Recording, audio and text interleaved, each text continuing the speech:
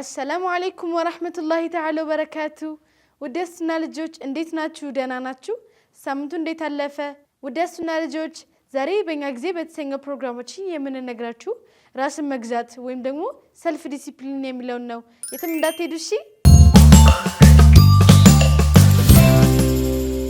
ክፍሌን አጸዳለሁ፣ ቁርአን አነባለሁ ብላችሁ ሳትሰሩ ቀርታችሁ ታውቃላችሁ? ይህ አብዛኞቻችን ጋር ያለ ችግር ነው።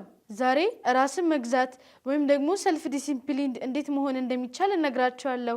ራስን መግዛት ወይም ደግሞ ሰልፍ ዲሲፕሊን ማለት አደርጋለሁ ያሉትን ማድረግ መቻል ማለት ነው። ለምሳሌ ዛሬ አጠናለሁኝ ካላችሁ ዛሬ ያለምንም መሰናክል ማጥናት ማለት ነው። ረሱላችን ሰለላሁ ዐለይሂ ወሰለም አደርጋለሁ ያሉትን በሙሉ ያደርጉ ነበር፣ አይሳነፉም። እኛም ያልነውን ሳንሳነፍ የምንሰራበትን 5 ነጥቦችን ልንገራችሁ። አንደኛ የምትሰሩትን ስራ ለምን ይጠቅማል የሚለውን ማወቅ።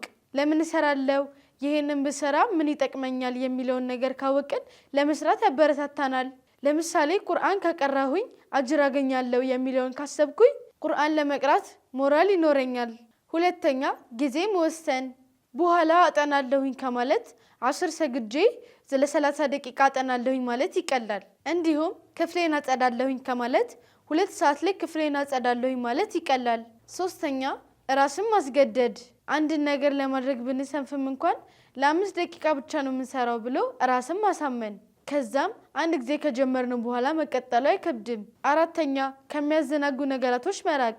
ቲቪ፣ ጌም እና ከመሳሰሉት ነገራቶች መራቅ አለብን። ለምሳሌ የቤት ስራ በምትሰሩበት ሰዓት ጌም የምትጫወቱበትን ስልክ ለአባታችሁ መስጠት። ከዛም የቤት ስራ እስካልጨረስኩኝ ድረስ ጥናቴን እስካልጨረስኩኝ ድረስ ስልኬን እንዳትሰጠኝ ብሎ መናገር። አምስተኛ ያላችሁትን ያክል መስራት። ለምሳሌ 1 ገጽ አነባለሁኝ ካላችሁ ራሳችሁን 1 ገጽ እንድታነቡ ማስገደድ። ስድስተኛ ራስን መሸለም። ያላችሁትን ነገር ስታደርጉ የምትወዱትን ነገር በማድረግ ወይም ደግሞ የምትወዱትን ምግብ በመብላት ራሳችሁን መሸለም ትችላላችሁ። ለምሳሌ እኔ ፈንዲሻ በጣም ስለምወድ ራሴን ፈንዲሻ በመብላት ራሴን እሸልማለሁ። ወደስና ልጆች ለዛሬ ያዘጋጀሁላችሁ ምክር ይህንን ይመስል ነበር። አሁን ደግሞ በቀጥታ ወደ ድንቃ ድንቆሮች እናልፋለን። የትም እንዳትሄዱ እሺ።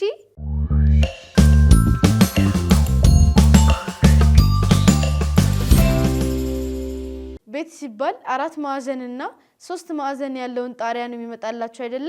ግን በዚህ ዓለም በጣም ልዩ የሆኑ አስገራሚ ቤቶች አሉ።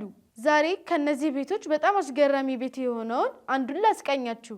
እነዚህ የምታያቸው ክብ ክብ ነገሮች በኔዘርላንድ የሚገኙ የመኖሪያ ቤቶች ናቸው። ቤቱ 3 ሌቭሎች ወይም ደግሞ 3 ወለሎች አሉት። መጀመሪያ እንደገባችሁ መኝታ ቤት አለው። ወደ አንደኛው ፎቅ ስትወጡ መጸዳጃ ቤትና ሻወር ቤት አለው። የሁለተኛ ፎቅ ስትወጡ ደግሞ ሳሎን ቤት አለው። ቤቱ በጣም ዘመናዊና የሚያስገርም ቢሆንም ቤቱ በጣም ጠባብ ነው። ለመገንባትም ደግሞ እጅግ በጣም ብዙ ብር ይፈልጋል። ቢሆንም ግን በዛ አካባቢ ያሉ ሰዎች ቦታው በጣም ደስ ስለሚል ኑሯቸውን በደስታ ያሳልፋሉ። ወደሱና ልጆች ለዛሬ ያዘጋጀሁላችሁ ፕሮግራም ይህንን ይመስል ነበር። ቀጣይ ሳምንት እስክንገናኝ ድረስ ቻቻስና ልጆች